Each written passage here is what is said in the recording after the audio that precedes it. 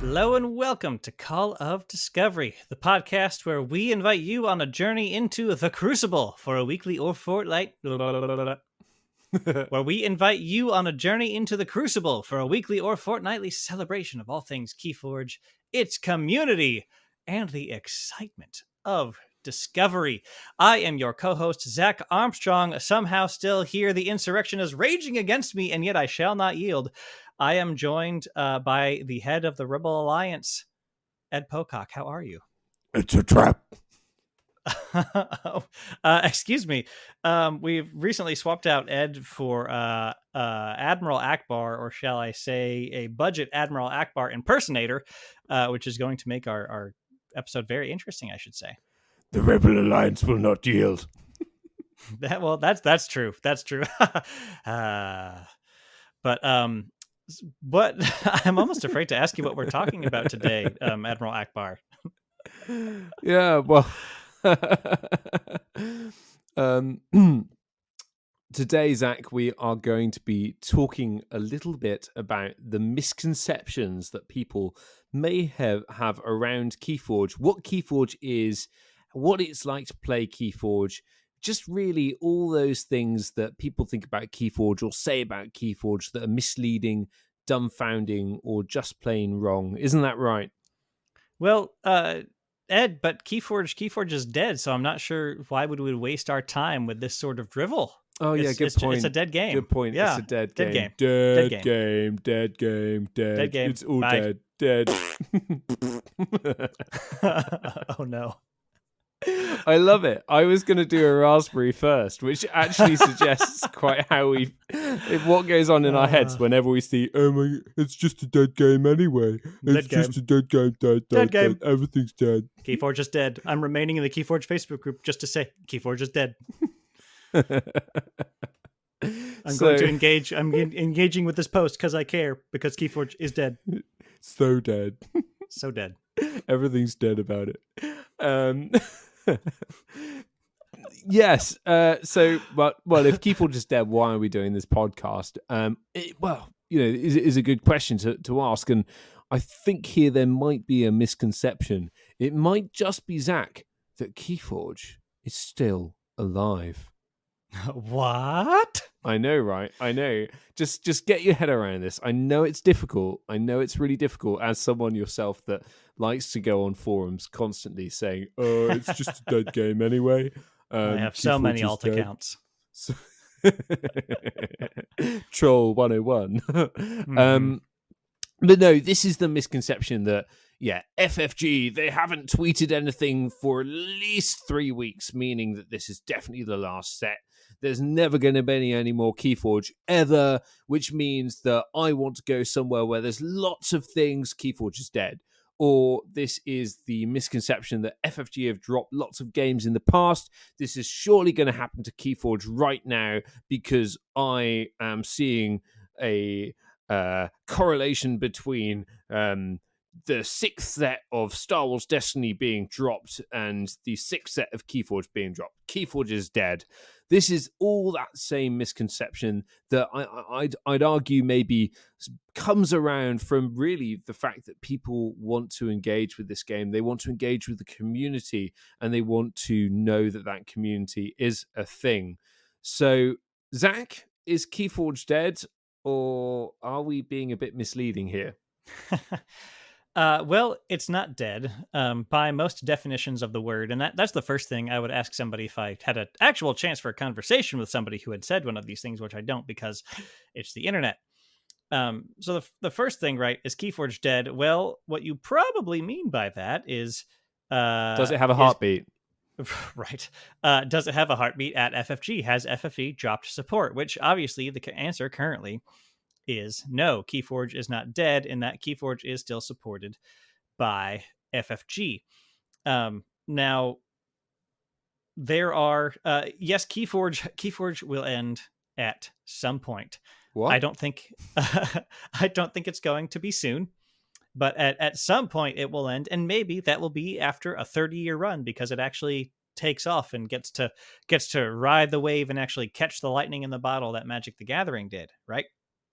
But as far as is FFG supporting the game, is FFG working on the game, all information we have says yes, they're working on the game. Yes, they're supporting the game. It's just going to take them a while to get things out. We won't dive into my complicated opinions about FFG and Asmodee as companies and what they have done to their staff, especially their marketing staff. All I will say is don't expect much in the way of communication until they're ready to go ahead and put out big announcements, which we anticipate. There's this upcoming fall as of the time of recording. They would likely give some updates during their in-flight report, which is their typical big news update during the Gen Con timeframe. Yeah, absolutely. And it's also, I think, key to say that they've got a relatively large for FFG, for Asmodee development team focused on KeyForge. And Mm-hmm. they're still focused on KeyForge. And since they run a year and a half, 2 years ahead of the curve, ahead of what's being released, ahead of what we're seeing and playing with, that means that KeyForge has got a lot of life left in it. And who's to say that it isn't going to be the next Magic the Gathering? It's got a lot of things going for it. Certainly, it's got a healthy community. It's got a healthy pool of content creators, and some less healthy ones like this whole Call of Discovery Malark and the Yeah. Wild Wormhole, but we won't mention them. Mm. So, yeah, Asmodee's planning really well into the future here. They're also not a marketing company. They're not really a marketing machine. And Team Covenant have spoken about this a lot. The fact that Asmodee want to be a distributor. They don't really do the whole marketing thing in the same way that Wizards of the Coast do. They want to distribute board games across the world. And actually, their jobs probably got a lot harder in the last year as global supply chains have got a lot harder as well. And of course, we have seen and we will see in the future the knock-on effect of those supply chains on KeyForge and how things work there. But KeyForge has a lot going for it. It fits in a bit better with Asmodee, I think, than some of those other CCGs, those other TCGs, because it's more of a board game. It's more of a board game type of experience. It fits into that mold. But also, a big company like Asmodee, they want to have something that is their own IP that can compete with Magic the Gathering, with Pokemon, with some of those other things. It is their horse in that ultimately very lucrative race. And they, I would suggest that they're going to be wanting to really back this horse and see where it goes, because they don't currently have another horse in that same space. KeyForge is their horse. So, hopefully coming out of the pandemic, they are going to be restarting organized play. They are going to be restarting the engine behind KeyForge. We've spoken a bit about on this podcast in the past what a kind of base set 2.0 would look like, and hopefully we see something like that, something that works along those lines, that is a great entry point for new players whilst also being crunchy and enjoyable for us old KeyForge heads now. Mm-hmm. And we had a bit of an announcement, didn't we, Zach? It wasn't through official channels. It was in a traditional, I think, FFG style announcement where someone in Italy or some, it doesn't. Yeah. You could say insert Asmodee representative in X location, but they gave us quite a lot. They said that there's going to be a new set. It's going to be this year, or they're aiming for it to be this year. And obviously, we as a community have to be understanding about the kind of supply chain challenges around that. Of But that course. would be awesome, right? Another set Oh, this year with organized play as well, which was also part of that announcement. Restarting next year with a fresh beginning for KeyForge. That could be awesome. yeah. I think it will be, and I think if I had to guess at a smart reason to kind of launch everything in. And of course, we can keep doing chain bounds, but I think they'll be starting their OP back up if that article is true in 2022. And honestly, if you're frustrated by that, yes, it would be lovely to have vault tours in places where COVID has really moved on. However, even here in the U.S., we're having a couple places where things are resurfacing, getting not so great again. Fortunately, my local area is insulated so far.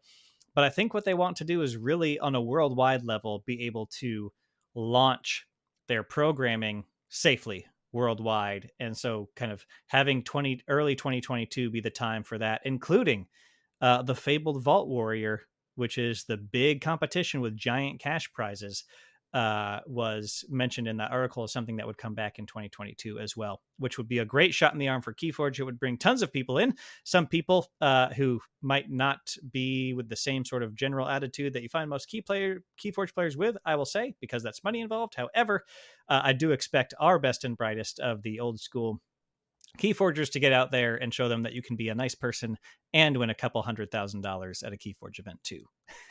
Yeah, and all of these events are going to bring in new players. And interestingly, referencing Team Covenant again, they anticipated that it was going to be difficult for companies like Asmodee to time when do we release that next set? When do we release things to get things out there into the world? And you know, some of our audience might be sitting there going, well, we don't really have COVID anymore. Everyone's double vaccinated and, you know, we're ready to get back out there. But in other parts of the world, that's just not the case yet. And Asmodee is a global company. I mean, in the UK, most people are double vaccinated, but we've got this new variant that means that we're still not necessarily safe if we go back out there, and we're still kind of working out that balance of what things mean. So it's probably a very savvy move, really, Asmodee, saying, okay, we're going to do this properly, and we're going to start. We're going to start when we can start in a meaningful way. It might be best for the long-term health, even if it's difficult for us in the short term. Yeah, I do hope that it's that kind of good strategic thinking that's driving all these choices, and I would anticipate it is, because we do know in the spring of 2019, as far as sales for collectible card games, which is what KeyForge technically falls into, right? What that falls into is KeyForge was number 3 on the list. Of course, it was Magic the Gathering number 1, Pokemon number 2, KeyForge for one business quarter knocked out Yu-Gi-Oh! In the number 3 spot for an entire quarter. And Yu-Gi-Oh! Has not quite to the degree that Pokemon has, but Yu-Gi-Oh! Has that, you know, that nostalgic powerhouse fan base that it uses, and KeyForge had only been out for 6 months. So KeyForge has real possibility, and I think Asmodee really is hopefully looking towards that long term with these plans. Absolutely. And we should say we reached out to our Patreons and asked them what the most common misconceptions of KeyForge were. And the KeyForge is dead one came up from SC Steel and Jason the Captain.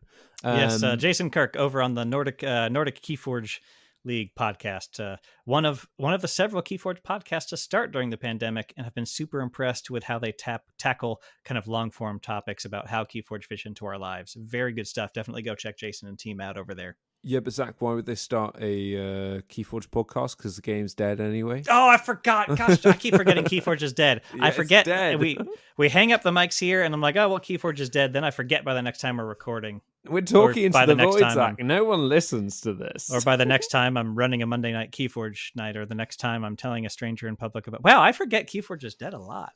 Zach, all of our listeners are my mum. That's...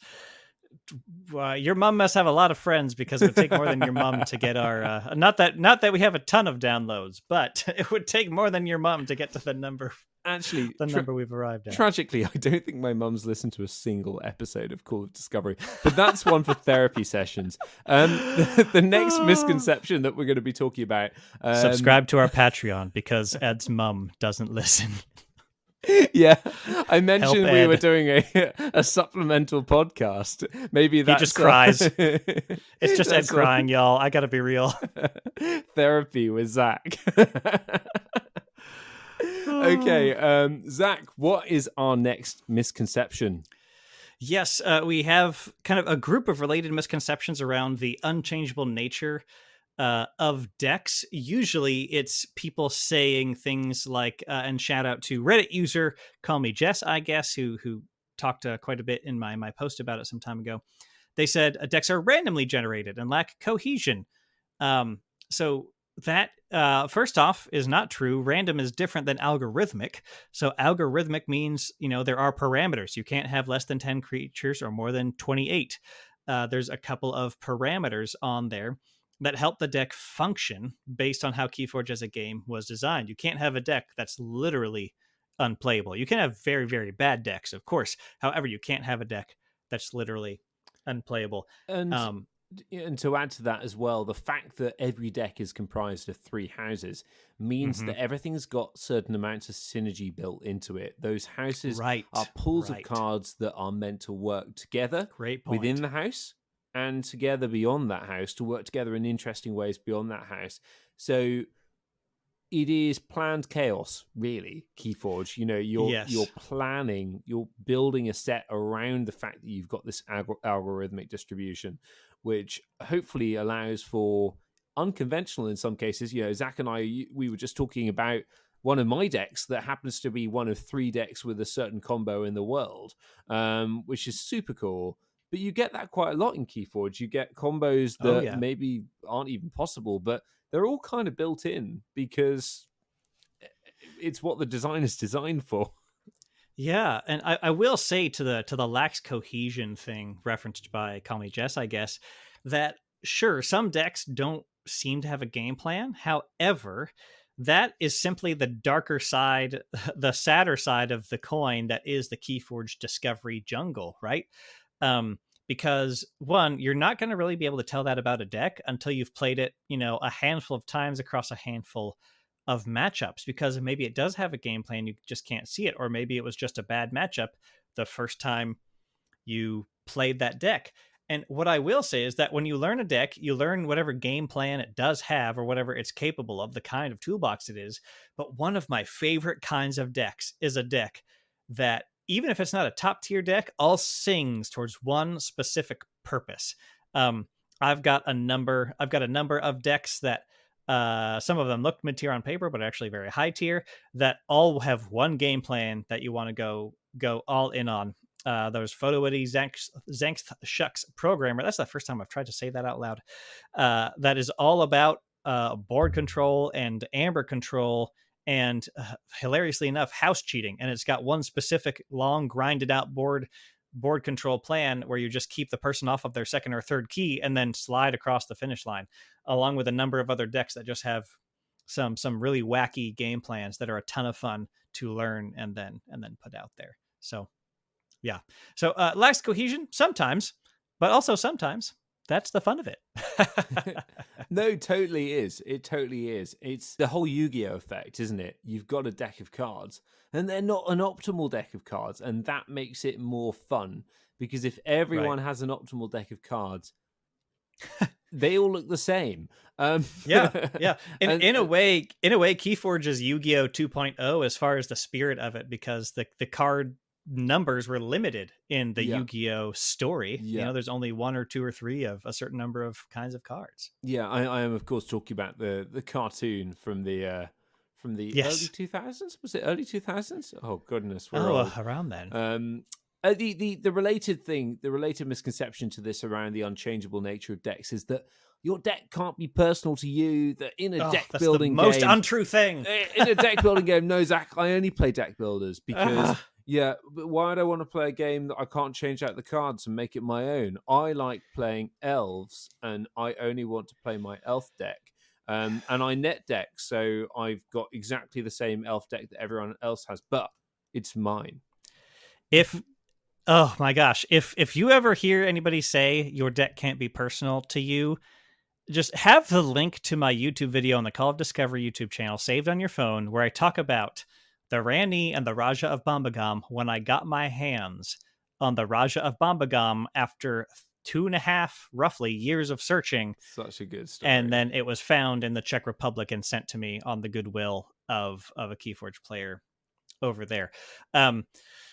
Anyways, rant aside, Keyforge decks are so personal to you because they are unique to you. Their name is unique to you. Their playstyle is unique to you. You have a unique set of skills in piloting that deck.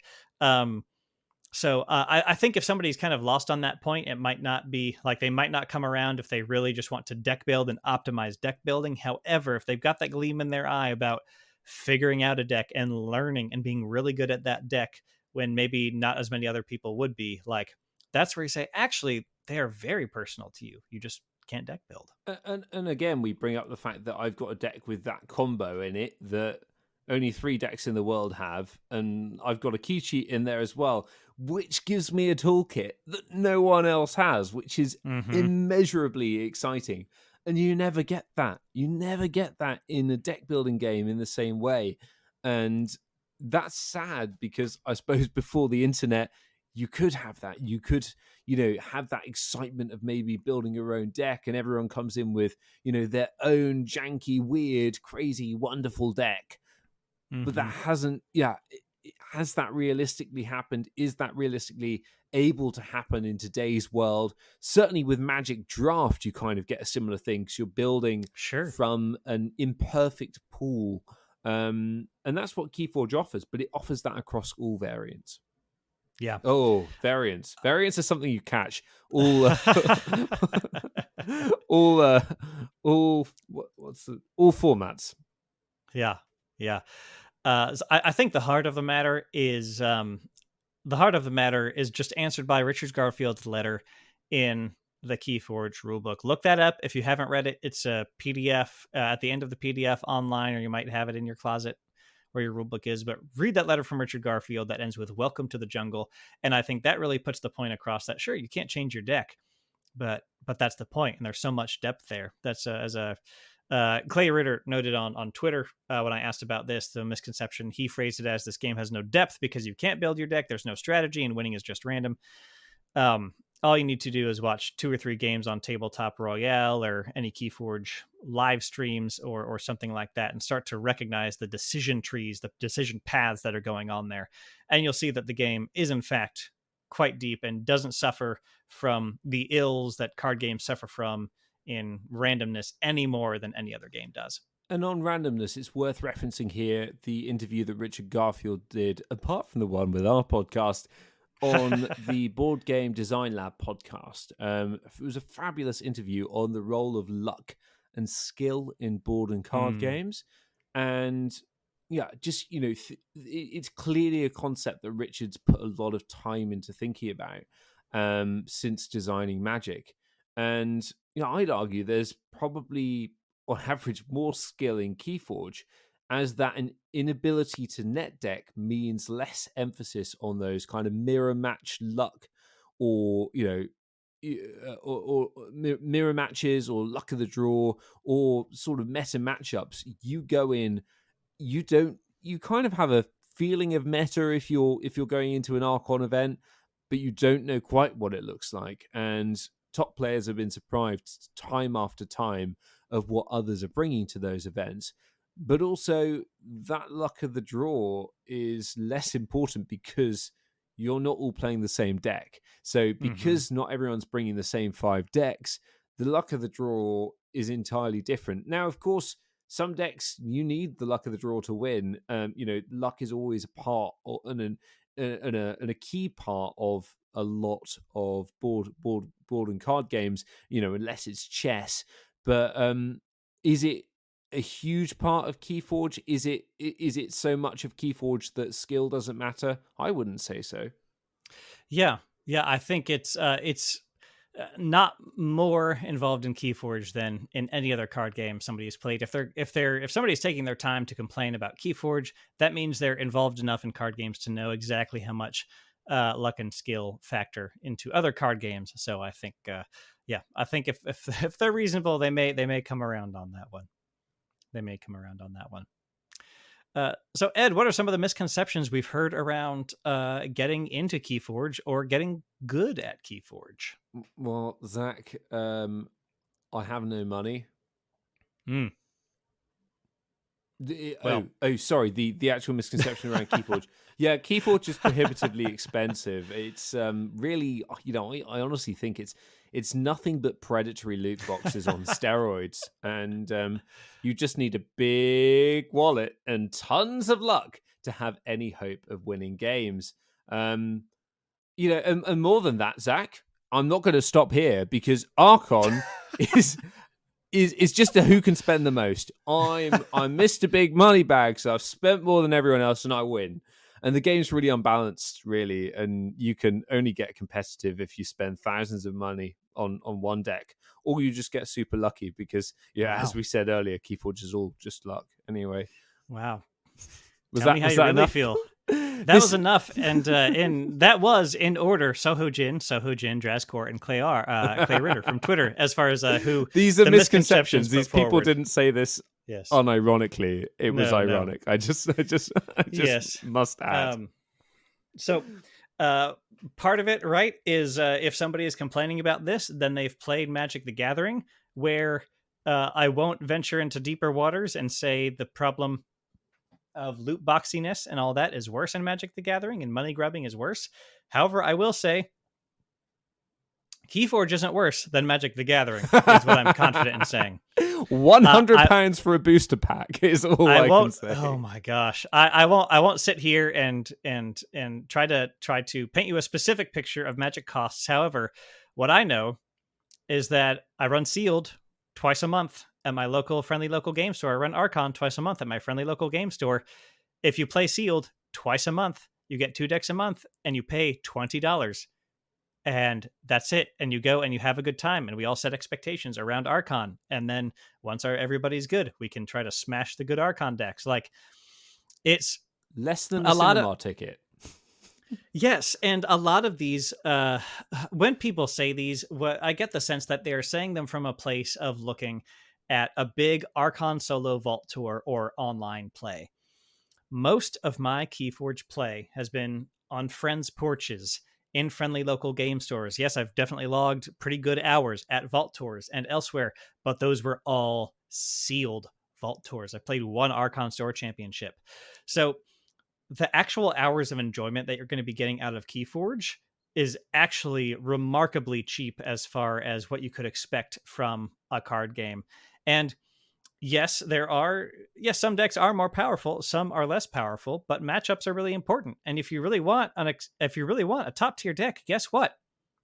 Sell one of your standard modern decks, and then you can buy probably 2 or 3 Vault Tour worthy decks from KeyForge, especially right now before KeyForge gets big after the pandemic again.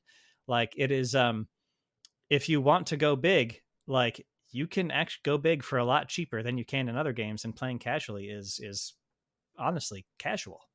Honestly, you're probably right there. Now is probably that best time before they officially announce Vault Warrior and people start looking at those known Vault Tour winners. And I say known because each of us have diamonds, we have gems, but it takes a lot of skill to find them. So, you mentioned experience at Vault Tours, and of course, Sealed is all about knowing the game well. Got to have a bit of luck on your side as well, but it's about knowing the game. You get 3 decks.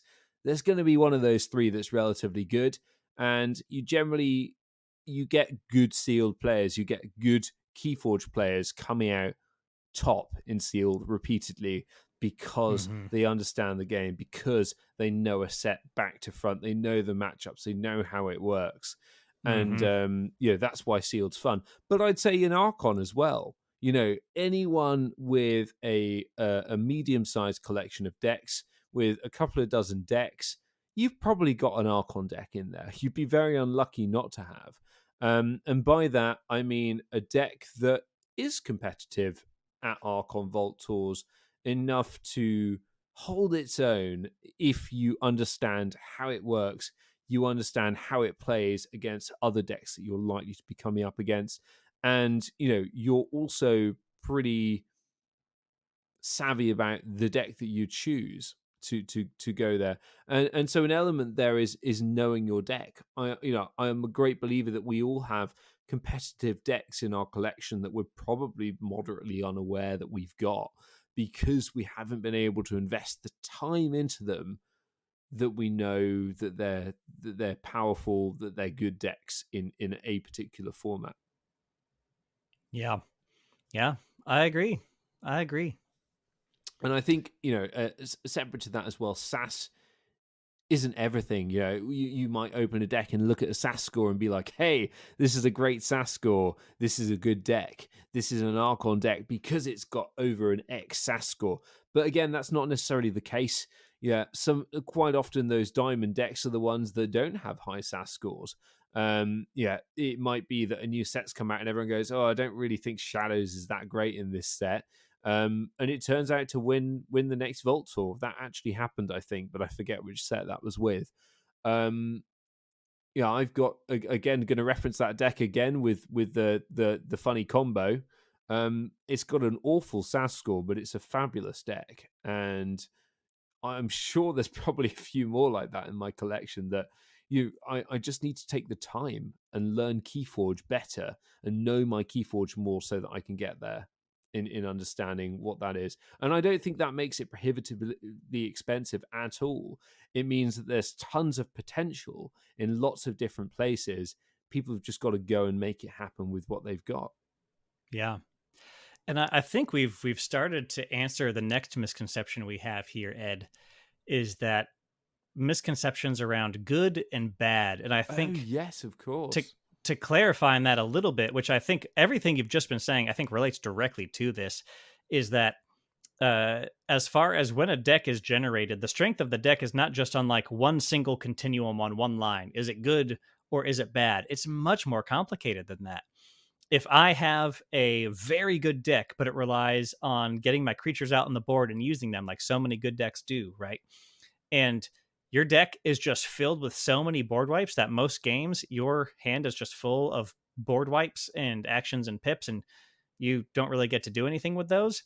Heck, you might have an amazing matchup against what otherwise is a very quote unquote good deck. It's all about the matchup.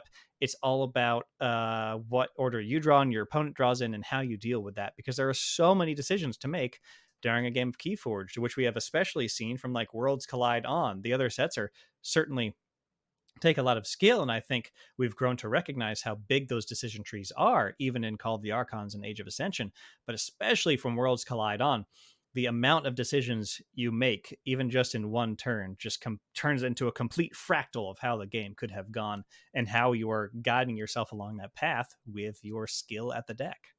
And we'd be remiss not to quote Karen Brown here, who said, I think people get walloped by something strong and think there are invincible decks, not realizing that a deck will get walloped in 5 minutes by something else entirely. And Yes. this happens in Yes. every single card game, right? Every single card game, you're going to have those matchups that don't work quite as well against different things. Difference being in Keyforge, those matchups have different cards in them each time. They're not just sort of the same decks for what they are in the meta. So it's a bit more diversity. It's not quite as clear cut, but there are always going to be. Oh, I actually don't have any artifact control in this deck. I can't win this one. That is going to happen Mm-hmm. sometimes. Yeah. Yeah, of course. And shout out to Karen Brown, who really embodies that value we were just talking about, because I regularly get sent decks where she's like, hey, I just got this deck for $15. And I look at it, I'm like, Karen, that could. I know you're sending this to me because you know this already, but that deck could win a vault tour, in my opinion, which you just got for $15. So yeah, if you read up your cards, play your Keyforge, and keep an eye out, you can really get some heavy hitters for good deals out there for sure. Yeah, and that brings us right back to that prohibitively expensive part again. Keyforge is a $10 game. Keyforge is really a $10 game. Keyforge is Keyforge is Yeah, a $10 game. it's a $10 game, and sometimes I wish I'd bought less decks and appreciated the ones I had a bit more. It is like that. It's a bit like friendships. You can have 100 friends who are acquaintances, or you can have 10 friends that you really invest time into and you get more back Yeah. from. And the cadence of set releases isn't too much with Keyforge. We get in normal times, we get one Keyforge set every 6 months, which is, a drop. And then you've got a lot of time to dive into it, to understand it. How does this work? How does this work against different sets? What are the possibilities? And of course, many of those possibilities will never, ever even be printed, which is super exciting. But that cadence of releases means, combined with a lack of power creep, or a relative lack of power creep compared to some other constructed card games, means that really you're not having to spend as much as you would. I think, to compare it with Magic, you got 4 regular set releases every year. You've also then got 10 odd supplemental set releases around that. You've got different cards for different formats, not variants. You catch those. And it's a very different game, and that cadence of releases, that breathing room that each set has, is also breathing room for our wallets and helps keep this game a healthy game, I think, to engage with price wise. Yeah, I agree. And something as if you listen to our other episode on building you're running a successful KeyForge night, something I have found as one of the champions for the local scene is that when I'm picking a deck to play in Archon, I'm not picking my small handful of really good decks that I've practiced with for bigger events. I'm actually going to my middle and bottom, because as an experienced player, I can play something really janky, really kind of off kilter deck, and then I can play really hard with that deck against newbies, so that they feel, one, most card game players want to feel respected and not have it taken easy on them when you're going, but you can do that by playing one of your mid-strength or lower decks that you haven't played before. So I am actually digging into my collection each Monday, looking for, okay, what less powerful deck that's a bit wonkier, maybe not doesn't punch quite as hard as my others, can I bring so that I can play hard and just have a soft handicap by playing this deck. And so I'm not taking the Randy of Bombagam and Ovarius Andros Jones Rebel and H-Arch Fear Shard out there to Monday nights yet, because I just don't want to crush a whole bunch of newbies, because that's not fun for me or for them. I want to crush experienced players. What happened to Sweaty Zach? He's here. This is him. Okay. Sometimes he dries off and masquerades as Zach. Sweaty but he's Zach always been doesn't here. want to crush newbies. No, Sweaty Zach doesn't want to crush newbies, because Sweaty Zach, when Sweaty Zach sweats, he wants to be earning it. He wants to fight with honor, and crushing newbies is not fighting with honor. He wants the newbies to start to beat him, because then he knows he can play as hard as he can, and then they'll start to go roughly 50-50. All I'm hearing is that Sweaty Zach wants to build newbies up so that he can then break them down piece by piece. And when I break them down piece by piece, I want them to fight as hard as they can against it and give me an actual challenge. Yep, exactly. That is what will build a healthy community who wants to play tough games against each other, I think. So shout out to my friend John Simon, who's in my local scene. I've had at least 1 or 2 games against him recently where he's just a few months into the game, but he had me on the edge of my seat, and I looked at him in the face and I said, "John, I'm going all in right now, because you're scaring me." It's quite a fun process. Did you lose the car? That's what happens in films when people say they're going all in. Yeah, just don't tell my wife Megan. I haven't told her I lost the car yet. She doesn't. Yeah. Oh, I love it. Well, yeah. Zach, you've already ruined the spoiler about what our last misconception is around good and bad decks. So do you want to vocalize some of these misconceptions? Oh, sure. Yeah, the ones we've got on record here. We already touched on most of it, right? But some people say KeyForge decks are just bad, or some KeyForge decks are just bad. Most KeyForge decks you open will be trash. 90% of Magic the Gathering cards never get played, by the way. So that's just something to think of when we're looking at standards for our industry. So like nice. That just throwing it in there, a little drop. Yeah, right. So I'm like, okay, like, yes, you won't play most of the decks you open, but that's on you, and also it's normal for this industry.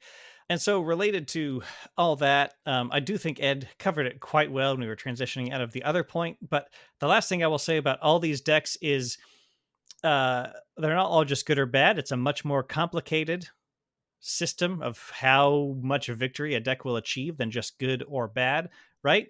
And all decks are useful for at least one of 5 things, at the very least, and there's probably more than this, but these are just off the top of my head. 1, Archon, if it's strong or has good matchups against decks you think you're going to play. 2, great for reversal. These are rarer because actually reversal decks are really hard to find, but hey, if you have a really bad deck, just give it a whirl on reversal. 3, adaptive. Is it a weird deck, kind of mid-tier, upper tier, lower tier deck? Try it out in adaptive and get good at adaptive with it. 4, pick mid-tier decks to play against newbies with, like I do, because then you can soft handicap yourself and still play hard against them. Or 5, you can give them away. Shout out to Sky Jedi, who is championing Project Reforge, sending, as of recording, he has sent 50-something Reforge packs with 3D printed tokens and a good handful of decks for free to players all across. And so these are, oh gosh, if every person getting a Reforge pack is playing with somebody else, that is 100 people at a minimum who are going to be trying out KeyForge for free. And Luke, actually, Sky Jedi, ran out of his own bulk deck. So other people have been sending him decks. Darkwater Doug from Twitter sent him a huge box of spare tokens for Reforge packs to just get the word of this game out there. So all of your decks are useful, even if that means getting it out of your own hands, even if that means learning how to chain bid so you can play it in adaptive. All decks have some sort of use at some point. Too right, Zach. Too right. And for adaptive, for those mediocre decks in your collection, the ones that are interesting, or that are janky, or that have some fun combos in them, or that are tough to play, make great adaptive decks. The ones that are easy to play, the ones that are simple to get your head around, maybe don't make such great adaptive decks, but yeah, as you've just said, Zach, they make great decks for giving away or teaching new players. Yeah, agreed. And I think, that firmly undermines that misconception that some KeyForge decks are just bad, or most KeyForge decks you open will be trash. And certainly Age of Ascension is a set that has come under this umbrella quite frequently. It is a set that perhaps doesn't have as many Archon decks. And this is maybe somewhere where this misconception comes from, that good decks are Archon decks and bad decks are non-Archon decks. But Archon isn't the only KeyForge format or variant. It is just one of many. And hopefully, as we get back out and start playing a bit more organized play, we'll see the true diversity of KeyForge and the many different ways in which you can play this game, which will make it clearer to more people that actually, KeyForge is a game for all decks. Yeah, I totally agree. Awesome. So, Zach, have we truly allied some of the most common misconceptions around KeyForge, or is it all a ruse? Is KeyForge just dead?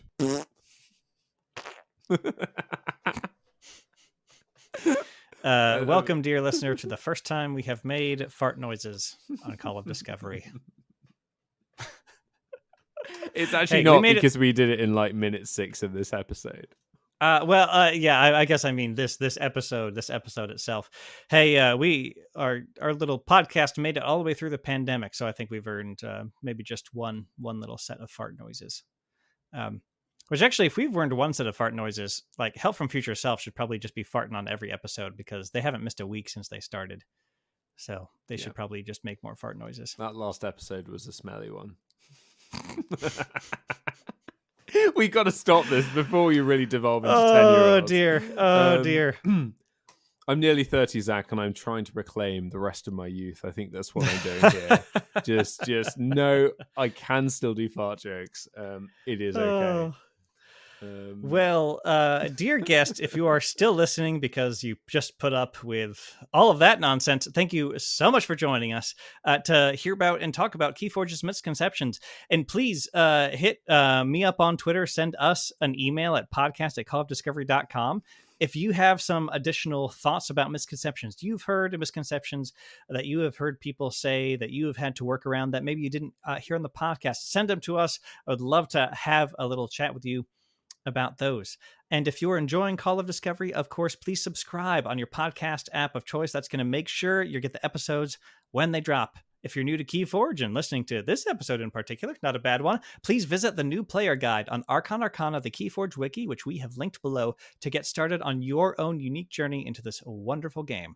And if you're looking to support us monetarily, please look and visit our Patreon linked below, where you can sign up to support us month by month and enjoy rewards like our exclusive Discourse, where we get topics and questions for the show, like we did today from a couple of our lovely people. And you also get access to Beyond Discovery, our little side podcast where we talk about things behind the scenes like stats, how things are going, our vision for the future of the show, and a couple of silly topics on the side too. And make fart noises.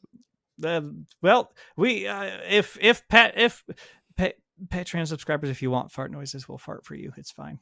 Just let us know. Also, anyone with an Amazon device, if you ask it, I can't say it because all of your Amazon devices will respond to me saying their name. But if you ask it to make fart noises, it does, and it's glorious and absolutely terrifying at the same time.